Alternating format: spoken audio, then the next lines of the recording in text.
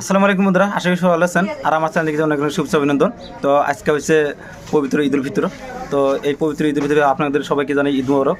তো বিশেষ একটা কথা নিয়ে আসলাম আপনাদের মাঝে।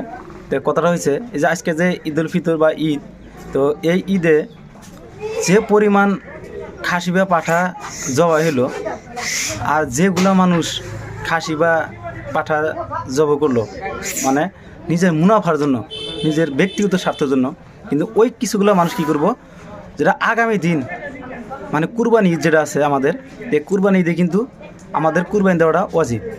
তো এই কুরবানি কিন্তু ওই দিনকে এইগুলো মানুষ মানে ওই দিনকে সামর্থ্য হবো না। অ্যাকচুয়ালি আমাদের কুরবানি দেওয়াটা কিন্তু উত্তম, সবার জন্য উত্তম, সবার মানে যেগুলো মানুষের সামর্থ্য আছে। আর বিশেষ করে এখন যে ধরনের মানুষগুলো আছে, বেশিরভাগ মানুষেরই মোটামুটি 95% মানুষের সামর্থ্য আছে। আর এগুলো মানুষ আগামী কুরবানির দিনে কিন্তু কুরবানি দেবো না। আর আজকে ওইগুলো মানুষ দেখেন নিজে পার্সোনাল টাকা দেয়া 10,000, 20,000, 30,000 টাকা দেয়া নিজে নিজে খাসি বা পাঠা কিনা জব করে বিক্রি করতেছে। কিন্তু ওই কুরবানি ঈদে যদি এই মানুষগুলো বলা হয় যে তোমরা যদি সিঙ্গেল না পারো, কমসে কম 4জন 5জন মিলে একটা করে খাসি জবাই দাও বা কুরবানি দাও, ওই দিন কিন্তু তাদের কিন্তু 500 টাকা জোড়ে না। এটা আচরিত একটা কথা।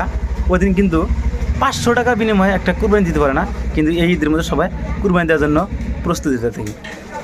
তো আশা করুন সবাই যাতে আমরা বেশি বেশি কুরবানি দিই। তো আজকের মতো ভিডিওটা এখানে সমাপ্ত করছি। আল্লাহ হাফিজ।